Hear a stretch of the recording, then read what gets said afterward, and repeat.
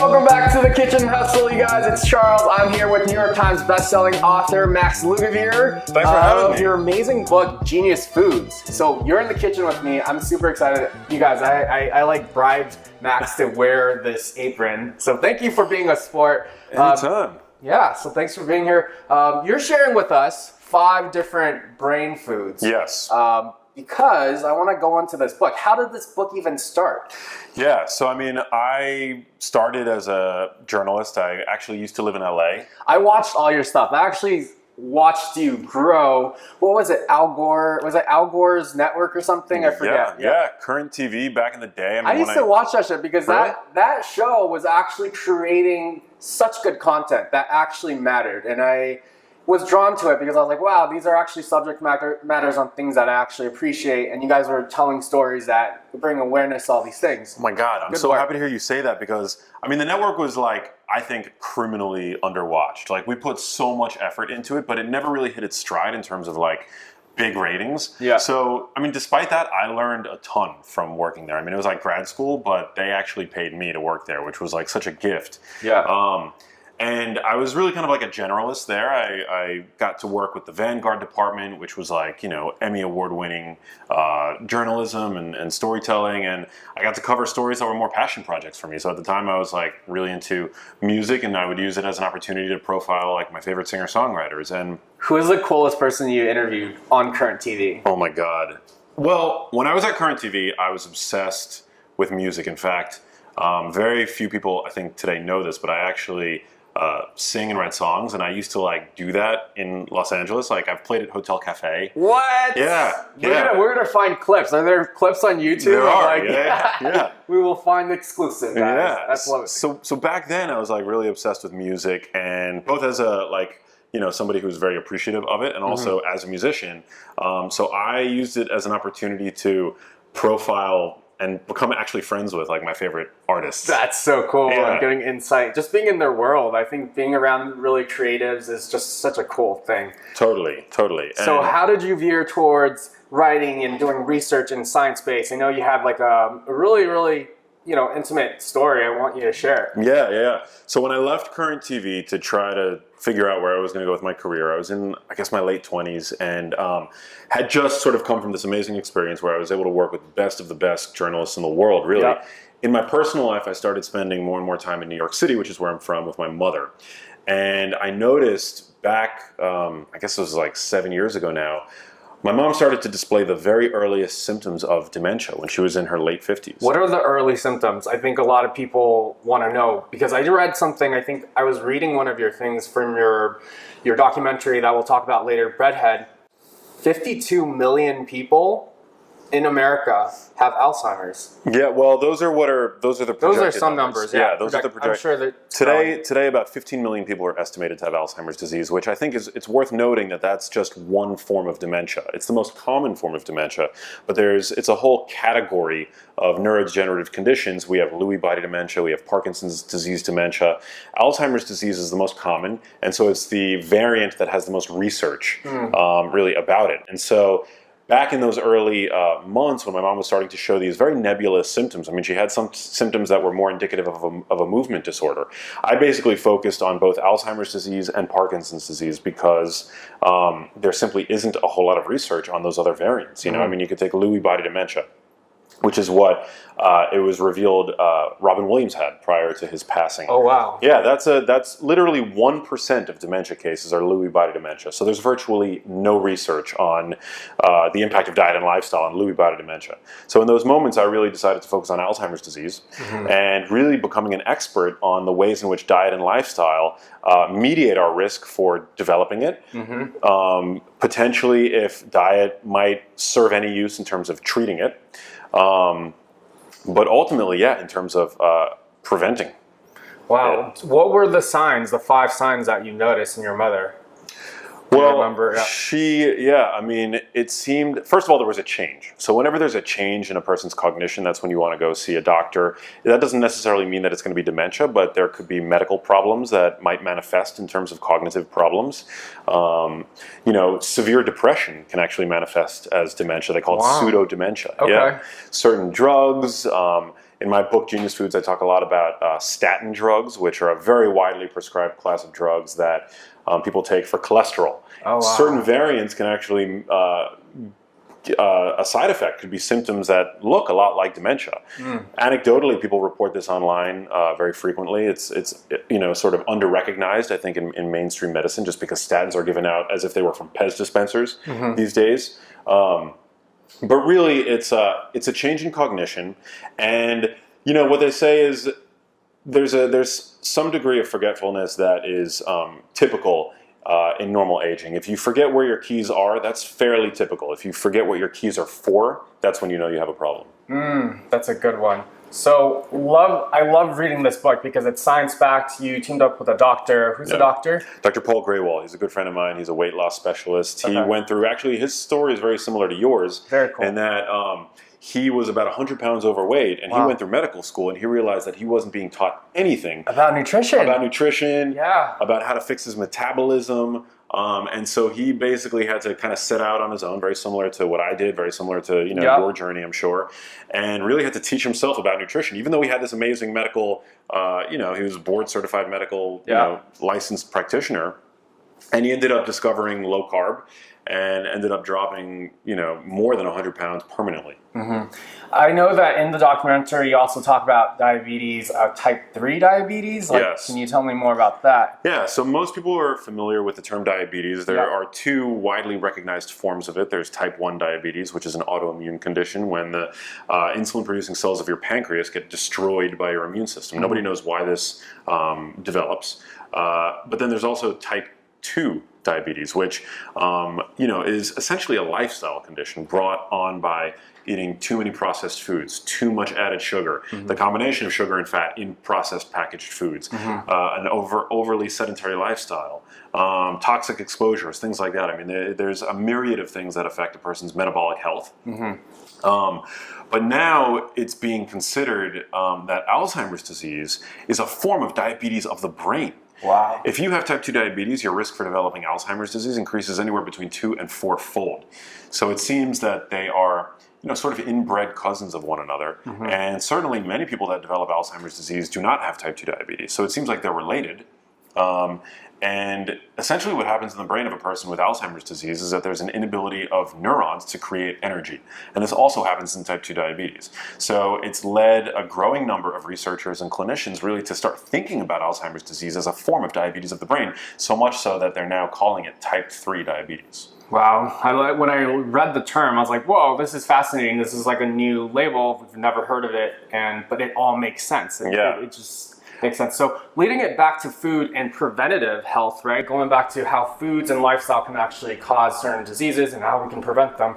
Top 5 foods that you have for memory health or brain health. These are some of your favorites. Walk me through them. Yeah, so these are some of the foods that I highlight in Genius Foods as acting as your brain's sword and shield against cognitive aging and ultimately diseases like Alzheimer's disease and dementia. Yeah. And I just want to be very clear, you can do everything right according to the recommendations that I make in Genius Foods, and you could still develop Alzheimer's disease. I mean, we don't know everything about the disease. 90% of what we know about Alzheimer's disease has been discovered only in the last 15 years. So this is a rapidly evolving field of science, but what we know about these foods is that they're going to give your brain the best chance according to the evidence that we have today. We don't have to sit on our hands idly and await this fate that affects 50% of people over the age of 85.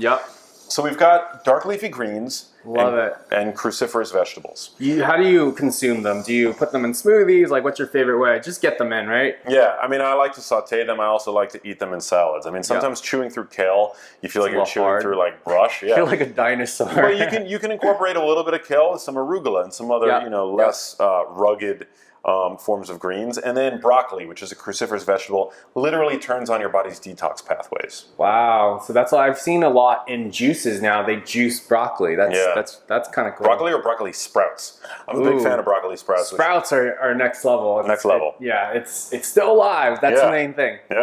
And then we have chocolate here. So chocolate, dark chocolate. Rejoice. Yeah, we've got 85% dark chocolate, one of the top sources of magnesium, which is incredibly important. I love magnesium. I love that you're talking about it because I supplement with magnesium at nighttime, especially when you're working out for your muscles. But what else is magnesium good for?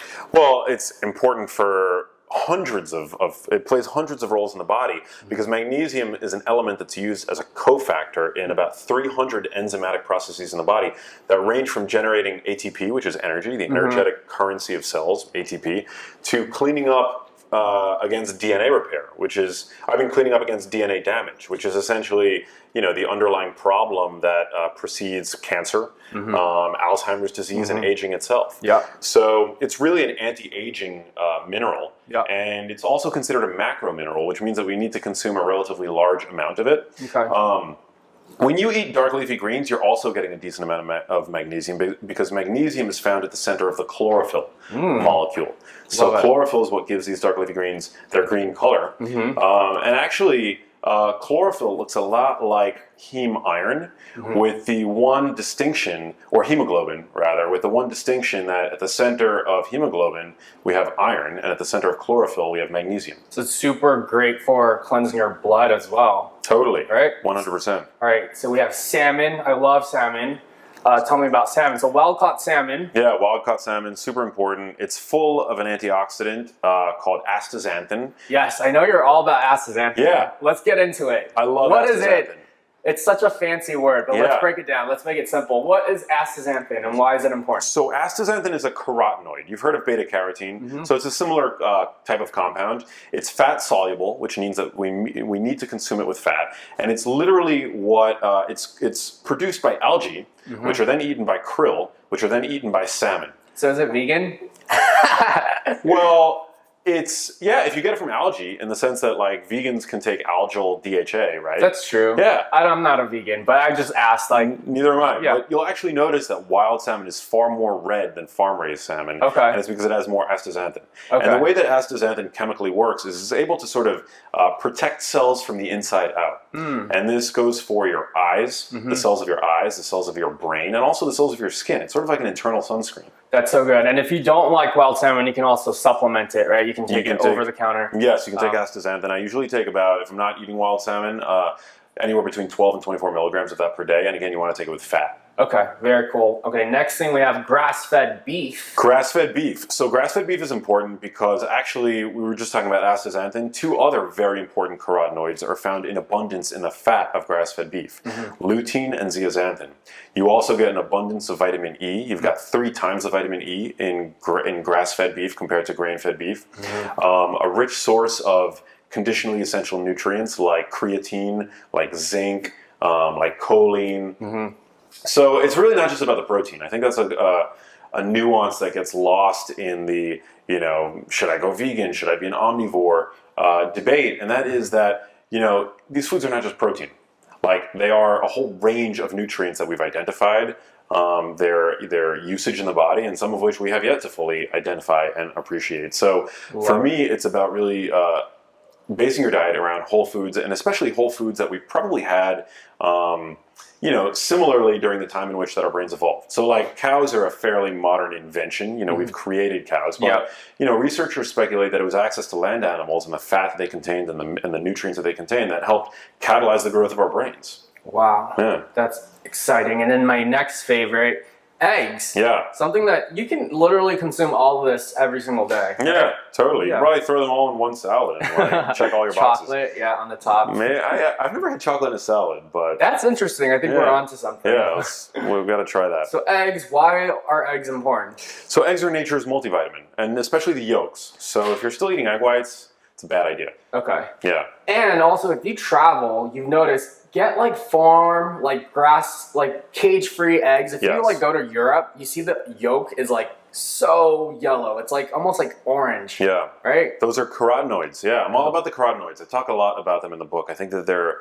an underappreciated nutrient, and research really shows that they are super important when it comes to brain health and brain performance. Now, and our eyes too. I mean, they're majorly important from the perspective of eye health. But to really get a sense of how good your eggs are, one thing that few people realize is that the thickness of the shell Healthier chickens are going to have a thicker shell.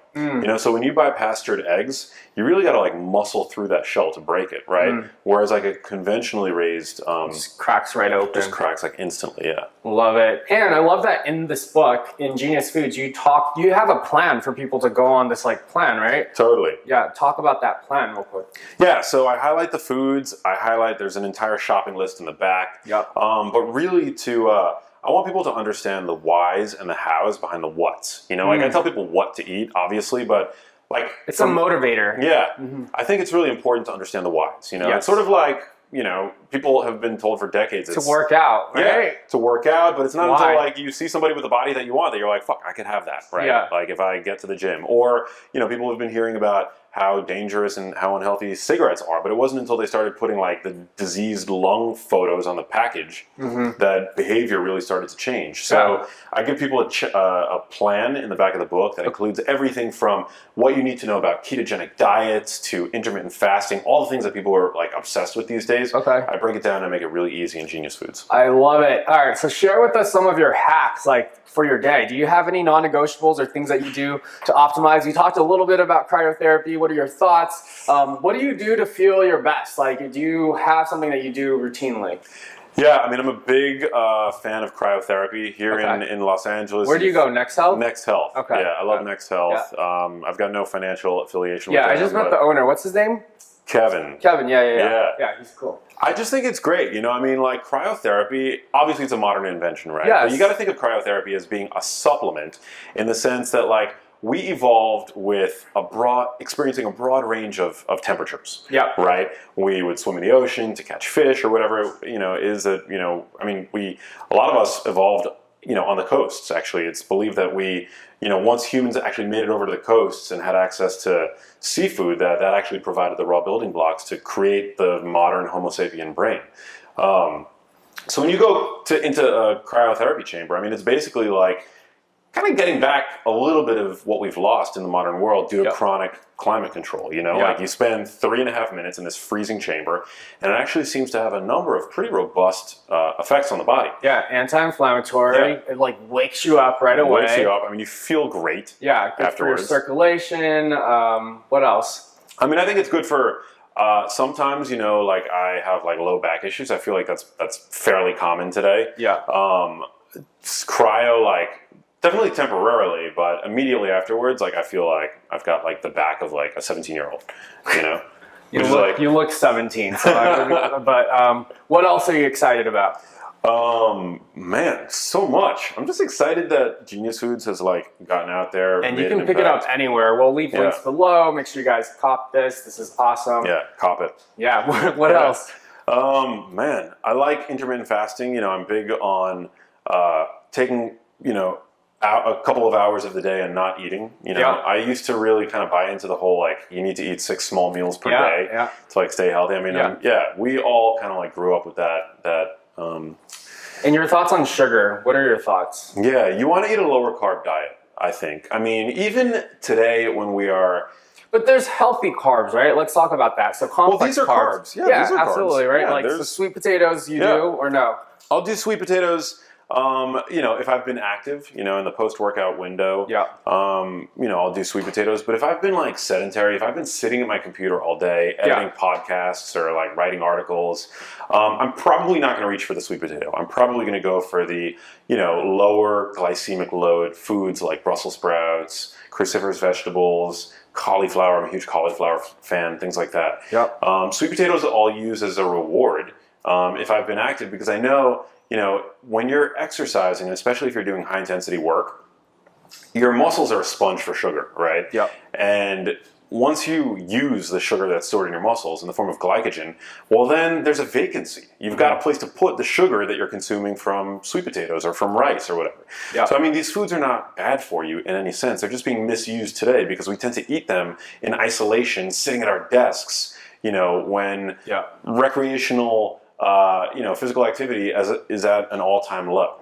So it's just about being more diligent about how we use these kinds of foods, starchier foods that have a little bit more sugar in them. Absolutely. I love it. Well, I'm going to ask you to sign my copy of Genius Foods. Yeah, happily. Make sure you guys check it out. And I'll leave links to Max Lugavere's website and your Instagram. all that good stuff. Boom. Yay, that was fun. So, thanks so much to Max. Make sure you guys get your copy of Genius Foods. Thanks for being here, man. Yeah, that was so much fun.